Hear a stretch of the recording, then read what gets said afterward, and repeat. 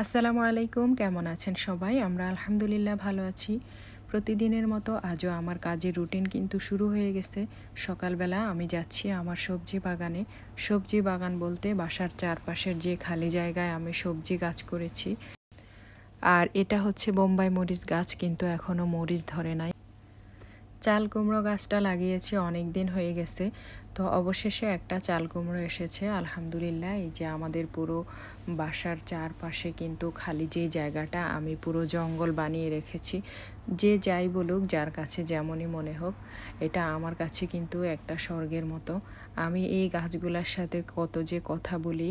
প্রতিদিন যখন বিকেলবেলা গাছগুলোর গোড়ায় পানি দিতে আসি, মনে হয় যেন ওরা আমার পানি দেওয়ার একটু দেরি হলে আমাকে বলে, আমাকে ডাকে যে একটু পানি দেওয়ার জন্য।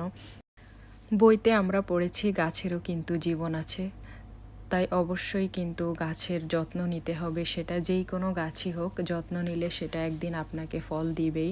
তো এই তো আলহামদুলিল্লাহ, আমার মরিচ গাছগুলো থেকেও আমি নিয়মিত মরিচও তুলতে পারি।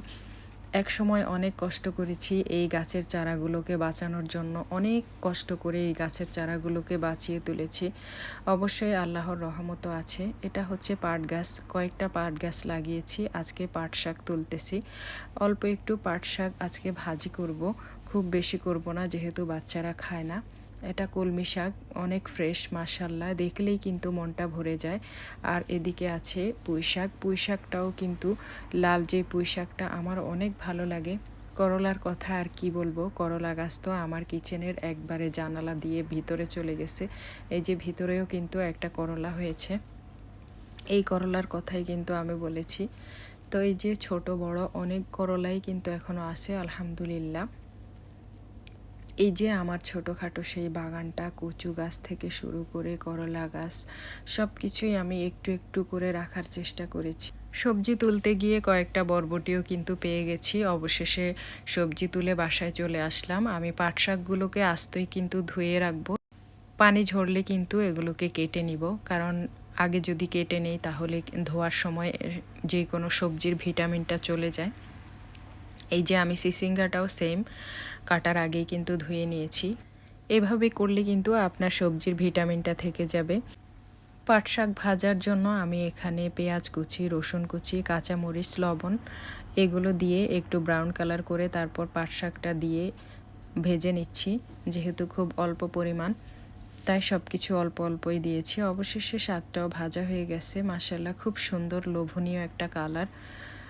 আর এখানে মাছ ভেজে নিচ্ছি আমি আজকে সিসিঙ্গা রান্নার জন্য। তো বিদেশ মানেই অনেকে মনে করে যে সুখের কোনো শেষ নাই, সবাই মনে হয় বিদেশে শুয়ে বসে দিন কাটায়, শুয়ে বসে খায়। এমনটা ভাবার আসলে কোনো কারণ নাই। কারণ একটা কথা আমরা শুনতে শুনতে বড় হয়েছি ছোটবেলায় আমাদের নানি দাদিদের মুখে, যে ঢেকি নাকি স্বর্গে গেলেও ধান বাঁধে। আসলে এই কথাটার মিনিং বুঝতে বুঝতে যে আমার এতটা বছর সময় লেগে যাবে বুঝতেই পারি নাই। রান্না শেষ করে আমি এখন আপনাদের ভাইয়ার জন্য খাবার রেডি করছি, কারণ তার জন্য খাবার নিয়ে আমার যেতে হবে। আমি ছোট্ট একটা এই যে টিফিন ক্যারিয়ারের মতো খাবারের বক্স কিনেছি অনলাইন থেকে অর্ডার করে, খুবই সুন্দর।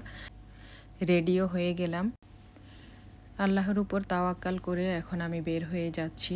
আমি আসলে বেশিরভাগ সময়ে কিন্তু একাই চলাচল করি, কারণ বাচ্চারা স্কুলে থাকে, আপনাদের ভাইয়া থাকে তার কাজের জায়গায়। সংসারের যাবতীয় সব কিছু কিন্তু আমার একারই দেখতে হয়, বাজার থেকে শুরু করে কেনাকাটা থেকে শুরু করে সব কিছু। তো যাই হোক, এত কিছু হ্যান্ডেল করেও আমি যে আল্লাহ যে আমাকে সুস্থ রেখেছে, ভালো রেখেছে, আল্লাহর কাছে আমি অনেক অনেক শুকরিয়া আদায় করি। সবাই দোয়া করবেন আমাদের জন্য। জাপানে ড্রাইভিং করাটা যে কতটা ক্রিটিক্যাল, যারা জাপানে ড্রাইভিং করছেন তারাই কিন্তু জানেন, তারা ছাড়া কেউ এটা বুঝবে না। কারণ জাপানের অনেক রুলস, এই রুলসগুলো যদি মেনে না চলেন তাহলে কিন্তু আপনার প্রত্যেক পদে পদে আপনাকে বিপদে পড়তে হবে।